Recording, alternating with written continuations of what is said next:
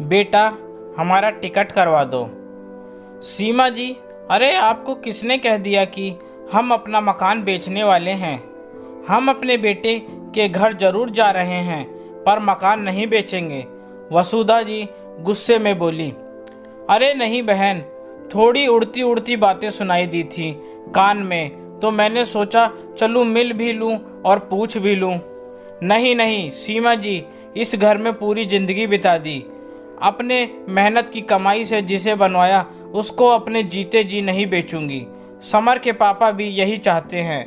बनारस शहर में मकान कुछ ही लोगों का होता है और हमारे कई रिश्तेदार भी यही हैं। ये सब बातें सुन थोड़ी देर में सीमा जी चाय पीकर चली गई। रात में दोनों अनिल जी व वसुधा जी सोने के लिए बिस्तर पर लेट गए। अनिल जी करवट बदल रहे थे। वसुधा जी बोली, नींद नहीं आ रही क्या? हाँ, अब बेटे ने आकर अपने पास रहने को कह दिया, हम अपना घर छोड़कर रह पाएंगे क्या वसुधा? हम लोग क्यों बीमार रहने लगे? देखो वसुधा, मैं अपनी दवा करा कर ठीक होते ही अपने घर आ जाऊंगा। दुखी मन से बोले। अरे अनिल जी, आप इतना विचलित क्यों हो रहे हैं? बेटे ने इतने प्यार से टिकट भेजकर बुलाया है तो जाना तो पड़ेगा ना। यही तो, तभी तो मैं भी मना नहीं कर पाया। कल का टिकट है, अनिल जी भारी मन से बोले। अपने सारे जरूरी सामान रख ली वसुधा? थोड़ी देर में अनिल जी ने पूछा। हाँ हाँ रख लिया, और अपने लड्डू गोपाल जी भी। शादी के बाद से मैं अभी तक उनकी सेवा कर रही थी, इसलिए उनको भी अपने साथ रख लिया। उन्होंने ही मेरी ज़िंदगी इतने आराम से बिना कोई विपदा के चलाया है। अगले दिन की ट्रेन पकड़कर वसुधा जी व अनिल जी अब न जाने कब तक के लिए अपने घर को छोड़ बेटे के घर मुंबई रहने चले गए। समर ने मुंबई शहर में एक 3 कमरे का फ्लैट ले रखा था। उसमें समर, सुभी व उनके 2 प्यारे प्यारे बच्चे रहते थे, काजल और अभी। जब दोनों छोटे थे तो साथ रहते थे, पर अब गेस्ट रूम में खाली रहने से दोनों ने एक एक कमरे ले लिए थे। सुभी ने 9 साल की काजल को बोला कि मैंने तुम्हारा सामान अभी भैया के कमरे में शिफ्ट कर दिया है और अब तुम हमारे कमरे में आकर रहना। पर मम्मा, अब तो मैं बड़ी हो गई, मैं कई महीने से वहाँ रह रही थी। कोई बात नहीं बेटा, अब आपके दादा दादी रहेंगे वहाँ। ठीक है मम्मा, मैं आपके कमरे में आ जाऊँगी। काजल सुभी के साथ रहना शुरू कर दी। समर और सुभी दोनों एक ही ऑफिस में काम करते थे। वह सुबह निकल जाते और शाम तक वापस आते। घर में काम वाले की कमी नहीं थी। सफाई, बर्तनों, खाने के लिए सुभी ने काम वाली बाई लगा रखी थी। बेटा बहू के ऑफिस जाने से तथा बच्चों के स्कूल चले जाने से अनिल जी व वसुधा जी को शुरू में तो ठीक लगा, पर कुछ दिनों बाद उन्हें अपने पड़ोसियों, घर तथा शहर की बहुत याद आने लगी। बड़े शहरों में लोग ज़्यादा बिजी होने से आसपास के लोगों से मिलने नहीं आते। यहाँ यही लाइफ स्टाइल है, अकेले रहना। बहुत ही खालीपन लगता था दोनों को। बेटे समर को कुछ दिनों में उनकी मायूसी का अंदाज़ा हुआ। उसने बोला, आपकी उम्र के लोग नीचे सोसाइटी में सुबह टहलते हैं, आप लोग भी चले जाया करिए। अगले दिन से दोनों लोग वॉक पर जाने लगे।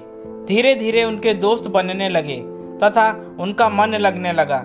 एक दिन अनिल जी अपने कुछ दोस्तों को लेकर घर आ गए। समर घर से ही ऑफिस का काम कर रहा था। उसने देखा कई लोगों को पापा लेकर आ गए घर में और सब बहुत ही शोर गुल कर रहे थे, जिससे उसको ऑफिस के काम में तथा बच्चों की ऑनलाइन पढ़ाई जो चल रही थी उसमें दिक्कत होने लगी। उसे यह बिल्कुल भी अच्छा नहीं लगा।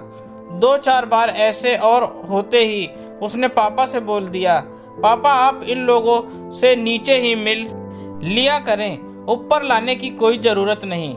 यहाँ कोई किसी को अपने घर नहीं बुलाता। पर बेटा, अब ऐसे ही तो हमारा समय बीतेगा। जब हम उन्हें बुलाएंगे तभी तो वह हमें बुलाएंगे। नहीं पापा, यह सब छोटे शहर में ही होता है। बड़े शहरों में लोग अपने काम से काम रखते हैं। वैसे भी बनारस में आसपास सारे अपने रिश्तेदार होने से वह अक्सर आकर मिल लिया करते थे। आपको लोगों से जितना मिलना है आप नीचे ही मिलें या फ़ोन पर बात कर लिया करिए। समर इस तरह से उखड़ कर बोला। अनिल जी व वसुधा जी को बिल्कुल भी अच्छा नहीं लगा। उस रात वह दोनों ठीक से सो नहीं पाए।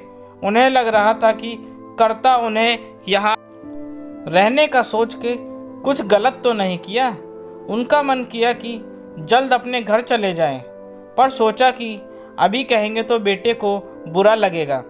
वसुधा जी का भी मन कम लगे, ना करने को कोई काम, ना किसी से मिलना जुलना, बस फ़ोन पर ही अपने रिश्तेदारों और दोस्तों से बातों में लगी रहती।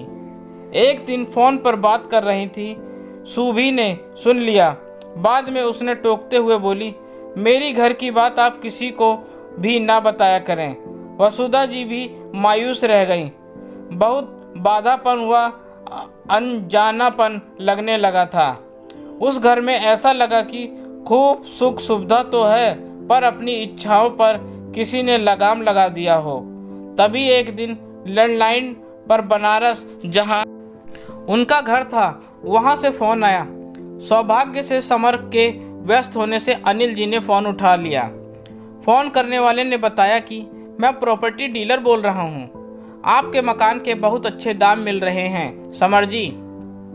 मैं अनिल बोल रहा हूँ, समर के पापा ने बोला। प्रॉपर्टी डीलर बोला, मुझे समर जी से बात करनी है।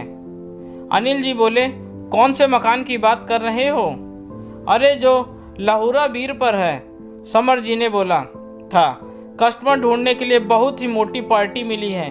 सुनते ही अनिल जी को मानो काटो तो खून नहीं, उनकी जान बसती थी उस मकान में। उन्होंने तुरंत गुस्से से तेज आवाज में बोला, नहीं, हमें कोई मकान नहीं बेचना। वह फ़ोन काट दिया। उनकी तेज आवाज़ से समर व वसुधा जी दौड़ते हुए आए। क्या हुआ पापा? अनिल जी की सांस फूलने लगी। वह वहीं निठाल सोफे पर होकर बैठ गए। बताइए किसका फ़ोन था पापा? समर भी घबराहट में प्रश्न पर प्रश्न किए जा रहा था। वसुधा जी दौड़कर पानी लेने गईं।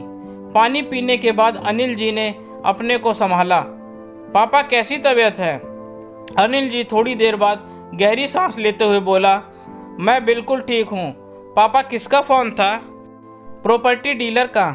मकान बेचने को तुमने बोला है? मैं अपने जीते जी उस मकान को नहीं बेच सकता। मुझे अब जाना है अपने घर। बेटा हमारा टिकट करवा दो। वसुधा जी भी बोली, हाँ बेटा, कई महीने हो गए, कुछ दिन वहाँ पर भी रह आए।